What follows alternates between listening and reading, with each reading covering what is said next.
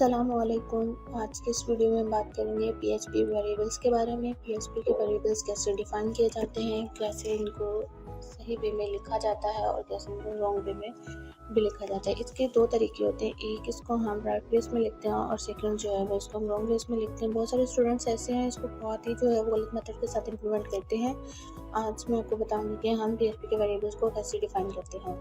जैसे कि आपको मालूम है कि किसी भी प्रोग्रामिंग लैंग्वेज में वेरिएबल का एक ही काम होता है, ठीक है। Variables can be use to hold values और एक्सप्रेशन। वेरिएबल्स को हम यूज़ कर सकते हैं एज अ वैल्यूज या एक्सप्रेशन को होल्ड करने के लिए। अगर हम सिंपल और इजी वे में देखें तो वेरिएबल्स को आप एक बॉक्स की तरह समझें, ठीक है, जिसमें आप किसी भी चीज़ को स्टोर करके रख सकते हैं और बाद में जब भी आपको वो चीज़ चाहिए होगी वो आप उसको बाद में यूज़ कर सकते हो। इस तरह वेरिएबल्स हुए मतलब as a box, variables are like box only. अब हम वेरिएबल का तो मालूम हो गया, ठीक है। अब हमें वेरिएबल्स का तो पता चल गया कि वेरिएबल्स कैसे काम करते हैं और उनको कैसे डिफाइन किया जाता है।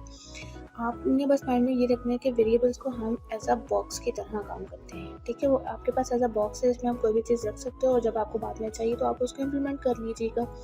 लेकिन इसके कुछ लिखने के मेथड्स हैं, ठीक है, वो आपको फॉलो करने पड़ेंगे। जैसे आपको पता है कि जावास्क्रिप्ट में हम सिंपली वॉल लिखते थे, और बाकी जगहों पर हम डेटा टाइप्स पहले लिखते थे एंड देन नेम लिखते थे, ठीक है। लेकिन पीएचपी में जो लिखे गए वेरिएबल्स को हम डिफरेंट मेथड्स के साथ लिखते हैं, ठीक है। जब भी आपने पीएचपी का वेरिएबल जो है वो क्रिएट करना होता है उसके कुछ स्पेसिफिक मेथड्स होते हैं, ठीक है। अब आपके सामने जो है वो पीएचपी के वेरिएबल्स को डिफाइन किया जाएगा, ठीक है। आपके सामने एक पेज डिस्प्ले किया गया, इस पे यहाँ पे पीएचपी के वेरिएबल्स को डिक्लेयर किया गया। एक साइड पे ठीक मेथड्स इंप्लीमेंट किए हुए हैं, ठीक है, और एक साइड पे रॉन्ग मेथड्स इंप्लीमेंट किए हुए हैं। अब आप खुद चेक कर सकते हैं कि हम पीएचपी में किस तरीके से राइट एंड रॉन्ग मेथड्स को इंप्लीमेंट कर सकते हैं। लेकिन पीएचपी में हम लोग जो काम कर रहे होते हैं, जब भी पीएचपी वेरिएबल आपने क्रिएट करना होता है, ठीक है, आपको सबसे पहले यूज़ करना पड़ता है $। आपको इतना याद होना चाहिए कि सबसे पहले आपने $साइन यूज़ करना है, उसके बाद आपने लेटर या फिर कोई अंडरस्कोर यूज़ करना है, ठीक है। अंडरस्कोर में मतलब आप ये कर सकते हो, अंडरस्कोर तो यूज़ कर सकते हो, लेकिन अल्फ़ाबेट्स A to Z और स्मॉल अल्फ़ाबेट्स भी आप A to Z यूज़ कर सकते हो। काउंटिंग में 1 to 19 कैरेक्टर्स भी यूज़ कर सकते हो, ठीक है। ये सारी चीज़ें इसमें इम्प्लीमेंट हो जाएंगी। एक वेरिएबल में आप कितने ही नंबर ऑफ लेटर्स का यूज़ कर सकते हो, ठीक है। कोई भी नंबर या अंडरस्कोर लिखी और $साइन के बाद आपने लेटर या अंडरस्कोर ही आपने यूज़ करना होता है, फिर ही आप जो अपने वेरिएबल्स को डिक्लेयर करते हो। अब आपको आइडिया हो गया होगा कि हम वेरिएबल्स को किन किन मेथड्स के साथ इम्प्लीमेंट कर सकते हैं और किन मेथड्स के साथ इम्प्लीमेंट नहीं कर सकते। तो आइए फिर इसको अब हम प्रैक्टिकली देखते हैं कि इसमें हम जो है वो किस तरीके से पीएचपी में वेरिएबल्स को इम्प्लीमेंट करते हैं। अब हम अपने एडिटर की तरफ चलते हैं, ठीक है। एडिटर में हमने सबसे पहले अपना न्यू पेज ओपन कर लेना है। गाइस, जैसे कि आप सबको मालूम है कि हम लर्न पीएचपी के फोल्डर में काम कर रहे हैं, वही फोल्डर आपने अपने एडिटर में ओपन कर लेना है और उसमें आपने एक न्यू फाइल क्रिएट कर लेनी है। उस फाइल में आपने जब वो फाइल क्रिएट कर लेनी है तो आपने वहाँ पर सबसे पहले पीएचपी का टैग लगाना है, स्टार्टिंग टैग और क्लोजिंग टैग। जैसे कि मैंने आपको लास्ट वीडियो में बताया कि आप पीएचपी का स्टार्टिंग टैग लगाते हो, फिर क्लोजिंग, और देन ही आप उसके अंदर अपने वेरिएबल्स को डिफाइन कर सकते हो। अब आपने यहाँ पे क्या करना है कि आपने एक वेरिएबल क्रिएट करना है। फॉर एग्जांपल जैसे कि मैं एक वेरिएबल क्रिएट कर रही हूँ $नेम, ठीक है। $नेम जो मैंने लिखा है और ये आपके पास एक वेरिएबल बन गया, ठीक है। आपने इसमें कोई वैल्यू असाइन करनी है तो वैल्यू असाइन करने के लिए आपने $नेम से आगे इज इक्वल यूज़ करना है और इसके अंदर आपने अपने डबल कोट्स के अंदर वैल्यूज़ को यूज़ कर देना है। जैसे कि मैं यहाँ पे टेक्स्ट स्टेप इसकी वैल्यूज़ में लिखूंगी। जैसे कि मैंने यहाँ पे टेक्स्ट स्टेप लिखा है, आपकी अपनी मर्जी का आप इसमें कोई भी वैल्यूज़ लिख सकते हो, it's up to you guys. और लास्ट पर आपने सेमीकोलन लगा देना है। अब हम इसको इको करते हैं, ठीक है। इको स्टेटमेंट जो है वो आपको प्रिंट करने के लिए यूज़ की जाती है, जैसे कि आपको मालूम है, ठीक है। अब हम अपने ब्राउज़र की तरफ चलते हैं। ब्राउज़र में जाने से पहले आपने अपने XAMPP कंट्रोल पैनल को ओपन कर लेना है और वहाँ से अपाचे और MySQL दोनों को स्टार्ट कर लेना है। अब हम अपने ब्राउज़र पर अपनी फाइल्स को ओपन तो कर लिया। आज हमने जिस फाइल में काम किया वो इस फाइल में काम किया, तो आज आप इसके आउटपुट को चेक करेंगे।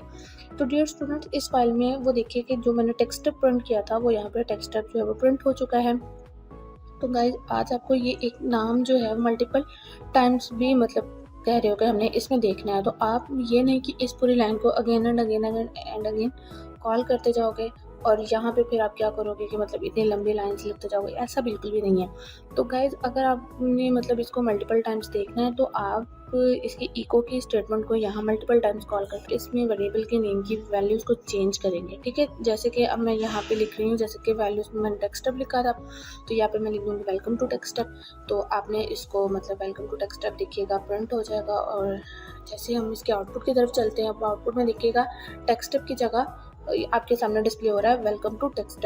अच्छा गाइस, तो अब ये है कि हम इसी स्टेटमेंट को 5 टाइम्स कॉल करने की कोशिश करते हैं, ठीक है। आपने जहाँ पे अपने वेरिएबल्स को कॉल किया होगा उसी से नीचे आपने जो इको की स्टेटमेंट लगाई है, ठीक है, इको डॉलर नेम, हमें इसी स्टेटमेंट को 5 टाइम्स कॉपी कर देना है और आपने फिर अपना रिजल्ट चेक करना है। तो फिर आप देखिएगा कि आपकी जो स्टेटमेंट है वो 5 to 6 टाइम्स जितनी दफ़ा आपने कॉल किया होगा वो आपके सामने शो हो जाएगी।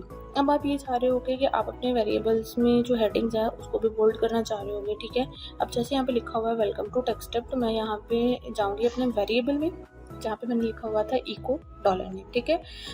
तो यहाँ पे आने से पहले मैं इसमें एक चीज़ ऐड करना चाहती हूँ कि हम अपनी हेडिंग का टैग यहाँ पे यूज़ करते हैं, ठीक है। हेडिंग का टैग आपने कैसे यूज़ करना है कि जहाँ पे आपने इको लिखा हुआ है उसके फ़ौरन बाद आपने डबल कोट्स लगाने हैं और H1 का टैग यूज़ कर देना है। जैसे ही आप H1 का टैग यूज़ करेंगे और इसके डबल कोट्स को क्लोज करेंगे, साथ आपने डॉट कॉन्कैटिनेशन के ऑपरेटर को ये डिफाइन करता है और देन आपने डॉलर नेम लिखना है जो आपका वेरिएबल का नेम है, और देन फिर आपने जो है कॉन्कैटिनेट ऑपरेटर यूज़ करना है और हेडिंग के टैग को क्लोज कर देना है डबल कोट्स के अंदर, और एट द एंड आपने सेमीकोलन यूज़ करना है।